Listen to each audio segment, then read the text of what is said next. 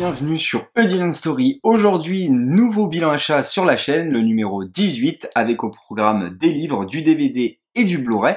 Je vais commencer avec les livres qui m'ont été offerts pour mon anniversaire, car oui, le mois de juillet marque mon anniversaire. Du coup, on a au programme du Tolkien, voilà, qui vient compléter ma collection de ce dernier, avec Beren et Lúthien, qui, je le rappelle, est un chapitre du Silmarillion, le meilleur pour moi. Alors vous allez me dire, pour ceux qui connaissent pas, pourquoi, à quoi ça sert du coup d'acheter un livre où c'est seulement un chapitre? En fait, là du coup, on a Christopher Tolkien, du coup le fils de J.R. Tolkien, qui rassemble les notes de son père et du coup nous montre l'évolution de Beren et Lúthien au fil des années, hein, donc l'évolution du texte, et c'est juste, je trouve, passionnant. En plus, on est sur une magnifique édition, une fois de plus, de Christian Bourgeois, voilà, qui se présente comme ceci, avec des illustrations du seul et unique qu'on ne présente plus sur la chaîne, parce que c'est pas la première fois quand même que j'en parle, Alan Lee, qui, allez, je le rappelle, a participé à la création du Seigneur des Anneaux de Peter Jackson. Donc voilà, une magnifique édition que je vous invite fortement à acheter. Même d'ailleurs, si vous n'avez pas lu le Silmarillion, découvrir Beren et Lúthien par ce texte, c'est peut-être un petit peu compliqué, mais en tout cas, c'est juste génial ici. J'enchaîne avec du coup l'œuvre de Steven Spielberg, l'art du blockbuster, volume 1, du cinématographeur de Victor Norek. Pour ceux qui ne connaissent pas le cinématographeur, c'est un YouTuber qui analyse les films comme vous ne l'avez jamais vu. Je vous invite fortement à aller voir sa chaîne et à aller s'abonner, c'est juste exceptionnel, sa manière de traiter les films et de les analyser, c'est d'une pertinence absolue. Par exemple, j'ai réhabilité Nope par rapport à sa vision des choses. Enfin, en tout cas, c'est pas que je l'ai réhabilité parce que je l'avais déjà apprécié à l'époque, mais je l'ai mieux compris et mieux perçu qu'à mes autres visionnages, donc c'est vraiment cool. D'ailleurs, c'est pas forcément son but, hein, de réhabiliter les films ou de les juger, mais voilà. Donc là, il revient sur l'ensemble de la filmographie de Steven Spielberg à travers 2 volumes. Le deuxième n'est pas encore sorti à l'heure où je tourne cette vidéo, et c'est juste exceptionnel. Ce qui est vraiment sympa en plus, je trouve, c'est de se faire les films au fur et à mesure des chapitres. Alors, il n'est pas obligatoire, d'ailleurs il le précise, là encore une fois, c'est très pertinent de sa part, quel film il faut avoir vu absolument ou non, ou juste vu une fois, enfin voilà, c'est très intéressant je trouve de ce côté-là. Mais en tout cas, moi, j'en profite pour soit découvrir des films que je n'aurais pas vu de Spielberg, soit en revoir certains. Donc c'est un vrai plaisir de ce côté-là. Et puis j'en suis quand même qu'au départ, hein, parce que oui, je lis plusieurs livres en même temps, moi je suis comme ça. J'en suis qu'au début de son livre, mais j'en suis au chapitre 5, mais c'est déjà excellent, franchement. Vous allez découvrir E.T. comme vous ne l'avez jamais perçu, voilà, tout simplement. Non, mais c'est vraiment de très bonnes analyses, je trouve, donc n'hésitez pas à aller vous abonner à sa chaîne, et puis si vous aimez sa chaîne, achetez ce livre, parce que franchement, c'est la même chose, la même manière d'analyser les films. Voilà pour l'œuvre de Steven Spielberg, et j'enchaînerai avec un dernier livre qui pour le coup est encore sous blister, parce que oui, je suis pas maso non plus, je lis pas tout et n'importe quoi en même temps, faut pas déconner, et un livre encore une fois découvert grâce à la saga, un podcast que je vous invite fortement à aller écouter, que vous pourrez retrouver sur toutes les plateformes. J'avais déjà découvert grâce à cette dernière Kaiju et Envahisseur de Fabien Moreau, qui était juste un petit bijou que j'ai terminé, franchement. Là encore une fois, on est sur un livre vraiment complet. Et donc là, est sorti sur la saga dernièrement, qui, je le rappelle, analyse et parle des sagas un film à la fois. Et donc c'est vraiment cool, c'est Mad Max de Melvin Z. Donc Melvin Z a participé du coup au podcast de la saga sur du coup la saga Mad Max, et franchement il était d'une pertinence vraiment excellent, j'ai trouvé, et donc je me suis dit qu'il fallait absolument que je me procure ce livre, parce que déjà j'adore Mad Max et que j'avais envie d'en découvrir plus. Donc là on est sur un livre qui va parler uniquement, il me semble, du premier opus, voilà, dans mes souvenirs. Mais comme vous pouvez le voir, je ne l'ai pas encore ouvert, mais en tout cas, ça a l'air d'être une magnifique édition, une masterpiece. Donc merci encore une fois à la saga pour ces découvertes. Voilà pour les 3 livres qu'on m'a offerts. Hein. Donc merci à mon frère Théo et à ma chérie Ivanide que j'embrasse fortement. J'enchaînerai ensuite avec les DVD et Blu-ray. On a Meet the Feebles, donc juste Feebles d'ailleurs, en VF, donc qui est l'édition anglaise. Alors, petite précision, en fait j'avais déjà la collection complète de Peter Jackson, mais je trichais un peu. J'avais en fait une copie VHS, voilà, en DVD, comme vous pouvez le voir, que j'avais foutu dans un four au Blu-ray.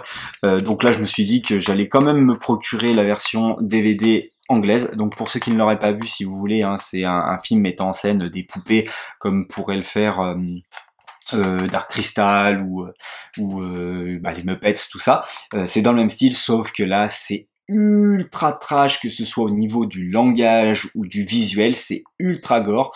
Voilà, on voit vraiment à quel point Peter Jackson aime le gore, tout simplement. C'est très hilarant aussi, hein. Franchement, faut vraiment le prendre aussi au second degré.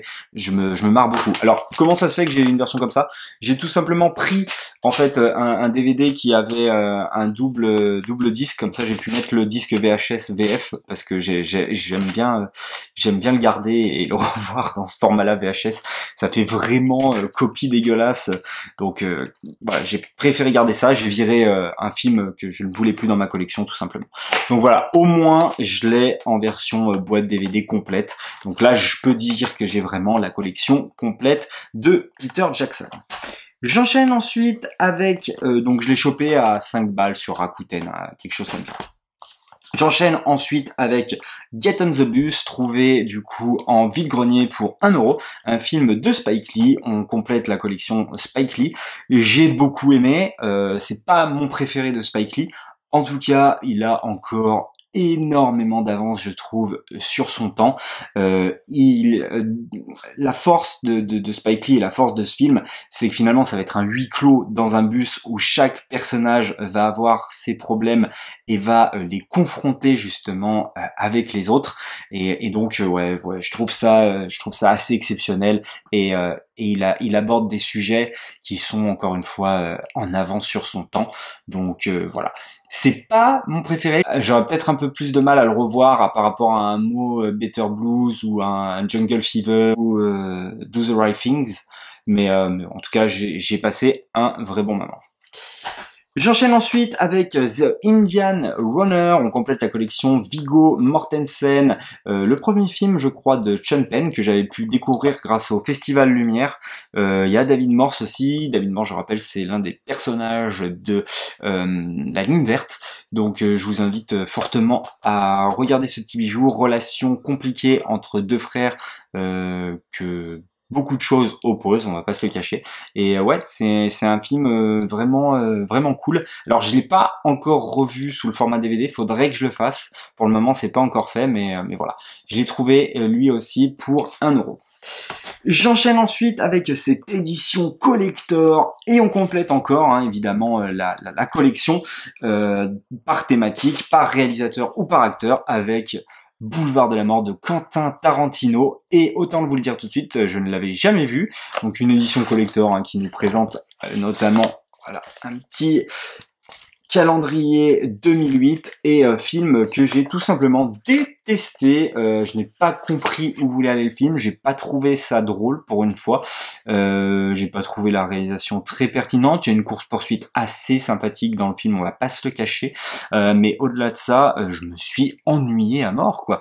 Et j'étais assez surpris que ce soit du Quentin Tarantino. Enfin, on en retrouve certaines traces évidemment, mais j'ai trouvé ça vraiment en dessous de ce qu'il propose habituellement.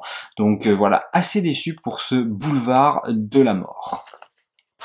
trouvé en vide-grenier pour le prix de 1 euro aussi. Ensuite, on a pour 1 euro Happy Feet 2. On continue avec du coup du George Miller. On complète la collection Blu-ray. J'adore Happy Feet 1. Happy Feet 2 est beaucoup plus léger, je trouve, que le premier, bien qu'il aborde des thématiques assez similaires hein, finalement que le premier. On continue sur le climat, la fonte des glaces, etc. Ça marche à peu près sur les mêmes bases que le premier opus. En tout cas, c'est plutôt pas mal, je trouve, bien que ce soit en dessous du premier Happy Feet. Mais une belle découverte quand même malgré tout. Et j'enchaînerai pour finir avec deux derniers films que j'ai chopés à Gilbert Joseph. On a du coup Don't Breathe de Fede Alvarez, qui est un film, si vous ne l'avez pas vu, qu'il faut absolument voir, que j'ai vu plusieurs fois, dont une fois au cinéma, et les autres, du coup, fois de manière illégale. Je ne l'avais pas encore dans la collection, et étant donné la sortie d'Alien, je me suis dit, c'est le moment de le choper et de le revoir. Et donc, ouais, bah encore une fois, je me suis pris une petite baffe. Franchement, le concept, les acteurs, qui d'habitude n'est pas le fort de Fede Alvarez, là, je trouve qu'il s'est plutôt bien entouré pour le coup. Et surtout, le scénario, hein, pour ceux qui ne le sauraient pas, c'est trois cambrioleurs, trois jeunes, qui rentrent dans une baraque a priori assez facile à cambrioler puisque le gars est aveugle, sauf que ça va mal tourner. Voilà, j'en dis pas plus, mais vraiment, c'est je trouve tout simplement excellent. Je vous invite fortement à voir Don't Breathe. Et je finirai avec un film de George Miller, encore une fois, trouvé à Gilbert Joseph. Donc les deux, hein, c'est 7,50 le Blu-ray, avec 3000 ans à t'attendre. J'avais moyennement apprécié mon visionnage de 3000 ans à t'attendre, et j'en fais toujours toujours le même constat, pardon, avec cette fin que je trouve assez longue et peu pertinente. J'ai du mal encore à l'assimiler, à la comprendre. Par contre, en revanche, tout le reste du récit, je l'adore fortement, notamment par le biais de ces histoires du coup contées par le magicien de la lampe, du coup par Idris Elba. Je trouve ça vraiment exceptionnel. Puis Tilda Swinton franchement est juste magnifique dans le film. De toute façon, c'est une excellente actrice, et je trouve que les deux se complètent très très bien. Et on est vraiment sur de la poésie limite. Et d'ailleurs, on y retrouve quelques traces hein, dans Furiosa, de cette manière de raconter, de conter les choses. On est vraiment sur une histoire à chapitre, à roman. Voilà, ça se regarde comme un livre limite quoi. Et donc ouais, j'aime beaucoup, et je l'ai réévalué, mais c'est ça aussi la magie des films. D'ailleurs, j'ai plus tendance, hormis les films que je trouve chef-d'œuvresques et que j'ai fortement aimé, à revenir sur des films que j'ai trouvé pas mal, mais il me manquait un petit truc, mais t'as quand même envie d'aller y revoir parce que t'as envie de leur donner une seconde chance. Donc c'est vrai que voilà, j'ai apprécié mon second visionnage du coup de 3000 ans à t'attendre. Voilà pour le bilan achat du mois de juillet, le 18e. J'espère que ça vous aura plu. N'hésitez pas à me dire vous, qu'est-ce que vous avez acheté dans les commentaires, à liker cette vidéo, à partager, à vous abonner comme d'habitude. Et puis nous, bien sûr, on se retrouve à la prochaine pour une prochaine histoire.